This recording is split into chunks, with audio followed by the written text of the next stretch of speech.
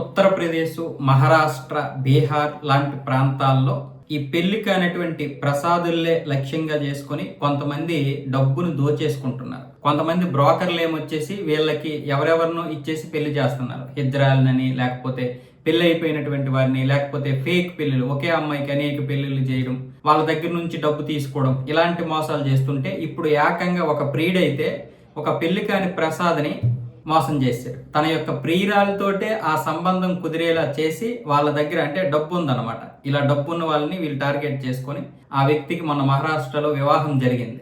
అంతా బాగానే ఉంది. ఇంట్లో వాళ్ళకి బాగా డబ్బు ఉంది. అమ్మాయి పెళ్లి కూతురు ఇంటికి వచ్చినటువంటి కోడలకి బంగారు నగలు తగిలిస్తారు కదా, వాళ్ళ కోడలు మంచిగా బంగారు నగలు వేసుకుని ఇంట్లో తిరుగుతుంటే మహాలక్ష్మి తిరిగినట్లుగా చాలా సంబరపడిపోయారు.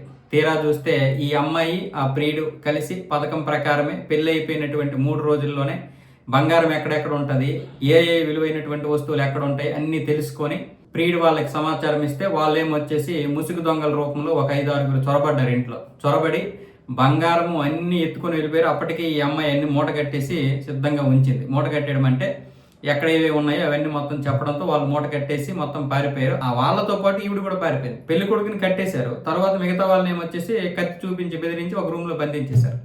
ఎవరి మీద ఎటువంటి ఘాటు కూడా పడలేదు. కేవలం డబ్బులు, బంగారం ఈ రెండింటిని దోచుకొని వెళ్ళిపోయారు హ్యాపీగా. తర్వాత అర్థమైంది ఏంటంటే పెళ్లి కొడుక్కి ఇదంతా కూడా మోసం అని తెలిసింది.